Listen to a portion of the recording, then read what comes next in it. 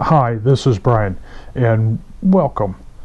This is a video, it's an introduction to flying, and I'm going to discuss a few things for you about pilot training and how to get started.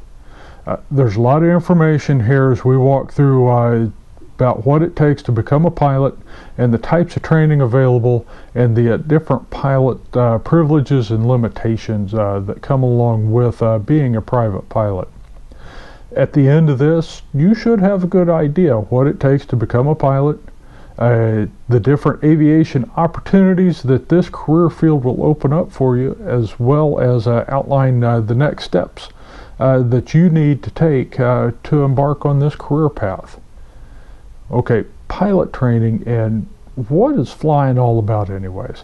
So, this is something that has amazed me from the time I was little, and it's amazed humans for the last 500 or so years, from Da Vinci on till now. In 1903, you got the Wright brothers making their first powered flight.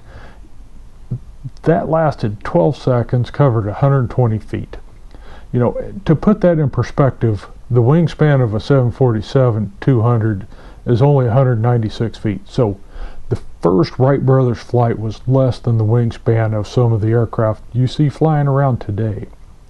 And you have to make that first flight before you can make the second one.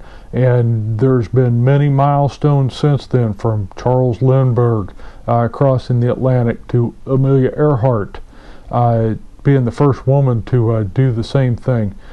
You've got the jet engine being developed in 1942, and just 5 years later, Chuck Yeager's breaking the sound barrier. Handful of years later, in 1969, we have Neil Armstrong and Buzz Aldrin walking on the moon. So in just a few years, we go from our first powered flight of 12 seconds to the moon. Okay, that is just amazing. And you, starting down the path of wanting to become a private pilot, you are starting down the path of adding to the legacy of aviation, and I'm excited to see what comes in the future with your input in this. So, how do you get started? We're doing that right now.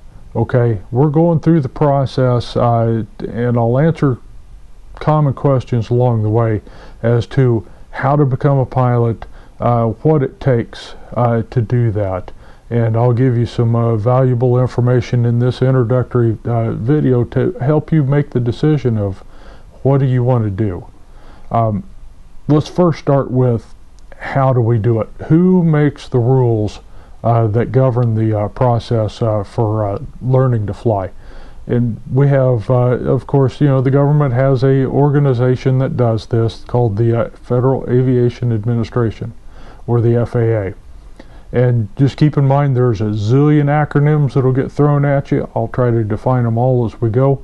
But the FAA is the government agency that makes all the rules that governs commercial airlines as well as general aviation, to include pilot training and how to conduct that.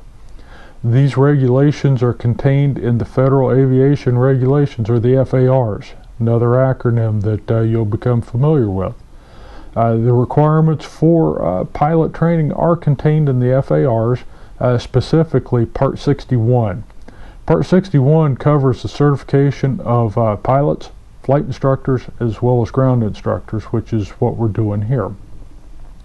Throughout the course, if you decide to stick with this, as well as the flight training that you take along with it, you'll become very familiar with the FARs, as well as a couple other key documents, the Aeronautical Information Manual, or the AIM, as well as a regulation published by the National Transportation Safety Board, or the NTSB, NTSB 830. That is another document that we will cover through the course that you'll become familiar with. Don't worry about remembering those just yet, because those will come later in a module dedicated just to regulations. So, where can you get your pilot training? First and foremost, you're here looking at ground school. Okay, There are several sources from your local universities that offer programs, fixed base operators at your local airport, also known as FBOs, as well as freelance certificated flight instructors are around to provide the flight training. But I'm glad that you're here reviewing this with me as part of the ground course. The ground instruction is an essential part to the pilot training course. To complete the course and earn your private pilot certificate, you must be knowledgeable in a wide variety of subject areas that we're going to cover throughout the duration of this. We'll cover the topics such as aerodynamics, aircraft systems, weather, navigation, flight planning, human factors, the regulations that you need to know. We're going to cover it all. And the ground school portion of the flight training, it's geared for a couple of things. First and foremost, to give you the knowledge you need to be a safe pilot. Second, we'll cover all the material that you need and give you the information to successfully pass the FAA written exam. So as part of this course, there will be a series of short exams throughout the course. There will be 3 stage checks that are designed to help me assess your progress, as well as assess my ability to properly explain the concepts. At the end of the course, there will be a comprehensive final test. The passing grade on this test is an 80%, and earning that 80% will get you a endorsement to go to the FAA and take their written exam. Okay, that's the end goal of all of this ground school. So when can you start taking flying lessons? Because all this ground stuff, all this classwork is really great, but when can you start flying? And the answer is get with a flight instructor, start taking flying lessons. You can do that at any time. You don't have to have the ground course completed prior to flight training. The way I work it here, that should be integrated into your flying part of the syllabus. So get with an instructor that you like, and you can start flying at any time. There's a couple things that you might want to do. My advice to you ahead of time is go and get your medical. You have to have a 3rd class FAA medical to solo. Okay. The process of getting your medical certificate is fairly simple. If you've never had a medical certificate before, and I'm assuming that we're all in that case, you need to make an appointment with your FAA authorized aviation medical examiner, or AME. To find an AME near you, just do a quick Google search for FAA AME locator, and that'll get you the FAA website. They'll help you find one. Before you run off and do that, let's just take a moment to discuss the requirements and what type of medical certificate you need, because there's several different types, and the nice person that answers the phone when you make the appointment is going to ask you which one you want. So let's kind of review that real quick, and so you can answer the question when they answer the phone.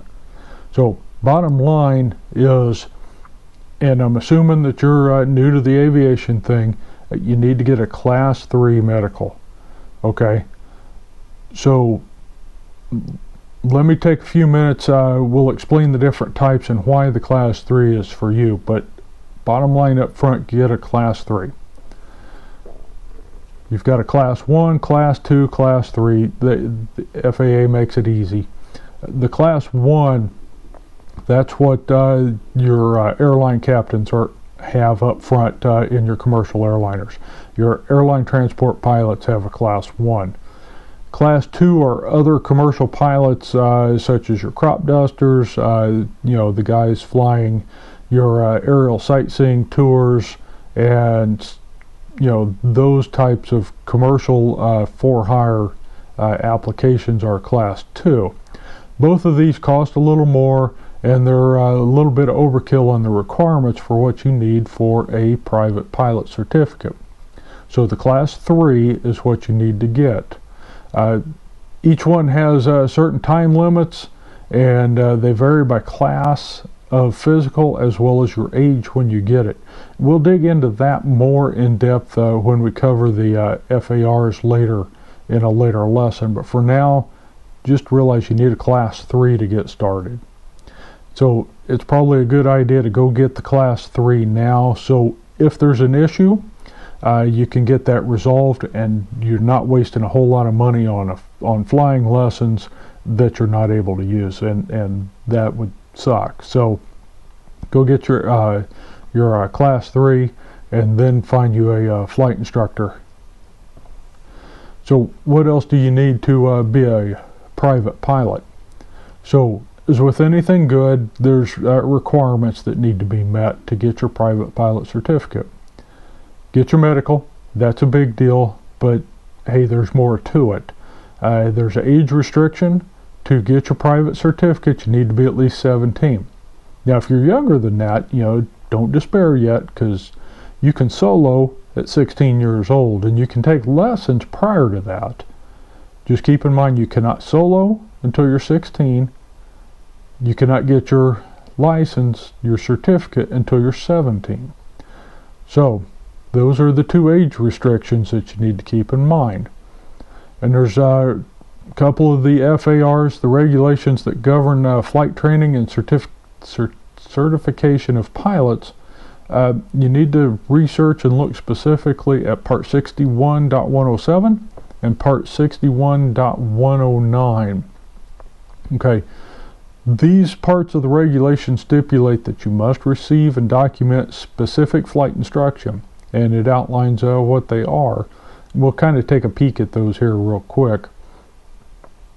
This will help get you into the regulations to see how they're written, but for now we're concerned with paragraph 61.107 parent A and parent B, and subparagraph 1 for airplane single engine.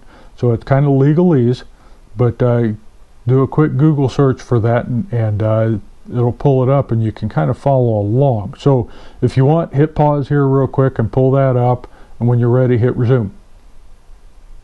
Okay, I'm assuming you've got it and we're resumed. So right now we're looking at paragraph 61.109A and the subparagraphs underneath it. There's two major parts to the certification process. There's a written exam that we've mentioned, officially known as the knowledge test. I need to provide an endorsement for you prior to taking the exam.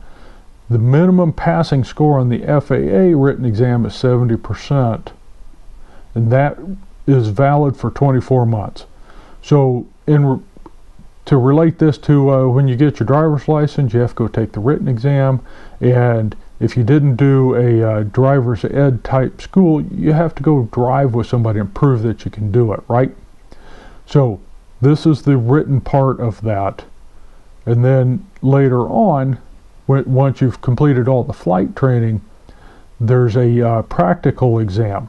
So during the practical exam, you sit down with the FAA examiner for an oral portion where he'll ask you questions and you'll answer them, and then the flying portion where you can demonstrate your proficiency of all the maneuvers and the landings and the takeoffs that you've been trained on. So some milestones along the way in the flight portion. The first big milestone is your initial solo. That is a big deal. So this will be the one flight that you remember forever. Now there's no magic number of hours where this initial solo should occur. It all depends on you and your instructor. You will be competent in the basic flight maneuvers, as well as the demonstrated ability to handle simulated emergencies prior to your solo. So those things will be trained on before you get there. The next milestone will be your solo cross country. This is also a big deal, because here you demonstrate to yourself that you have the ability to fly an airplane for a extended distance, and you will see the utility that flying has, because you're going to visit new airports on your own. Okay, you don't even have your certificate yet, and you're out there flying an airplane on your own, and that is way cool. So the minimum hours listed in the syllabus and the reference in the FARs, the syllabus has them because that's how they're defined. They're defined in the regulation that there's a minimum number of hours. And the number of hours that it actually takes, it kind of depends on you. If you're willing to put in the effort to study and practice the flights in order to take the check ride closer to the 40 hours, you can do that. Having a competent instructor is also a big factor. So take the time to research your flight instructor. They're all knowledgeable, they're all competent to teach. You just need to make sure that you and your instructor are compatible. So if you don't jive with your instructor, the training's going to take longer and it won't be near as much fun. And this is definitely not what I'm here. I said, I want you to enjoy flying as much as I do, because this is awesome. So don't get too wound up about the number of hours that you need, even though there's a minimum in the book. The FAA dictates the minimum number of hours, but the national average is somewhat higher. The national average is in the neighborhood of about 60 hours or so of flight training. So for everybody that can do it in the 40-hour minimum, there's another student out there that takes 80 to do the same thing. So when it's all done, there's no indication on your license showing how many hours you took. Nobody will buy you a drink for doing it in the minimum time, and nobody's going to poke fun at you for taking longer. So now we've gone through, you have your notional license in our time frame here. As we progress through what the future looks like, you've got your private certificate now. What can you do with it? So there's different types of aircraft that you can learn to fly, and at the end of the course, your certificate will say airplane, single engine land. So with additional training, you could add on multi-engine, or you could add on seaplane. There's a number of different opportunities to expand. You can add rotorcraft, glider, powered lift, lighter than air, stuff like that. But initially, the end of this course, you will be competent to fly airplane, single engine land. So with all that, you'll be able to take an airplane, you'll be able to go to new places, as well as take your family and friends. A private pilot certificate opens up a whole new world that you may not have been aware of, because local airports are awesome places to visit. They have great people to get to know and learn from. There is a lot of awesome people out there that you haven't met yet that this is going to open up. Once you get your license, you want to establish a personal schedule of refresher training to keep your skills sharp, because it's basically, if you don't use it, you lose it kind of skill. So get involved with a local pilot group that's willing to help you work through. If you're planning across country, they'll help you work through your decisions, and make that group of friends. Mountain flying is another opportunity that you'll need additional training for. Some places, the Aero Club here where I'm at, we've got a video and a short quiz, but if you're going to do a lot of mountain flying, find an instructor with experience in mountain flying and have them teach you. It opens up aerobatic flight. If you like roller coasters and you want to learn aerobatic flying, find an instructor that can teach you aerobatics. So continuation of your training, you can add on high performance to fly the bigger Cessna 182. If you can get a complex endorsement and add on the Piper Aero with the retractable gear or tail wheel.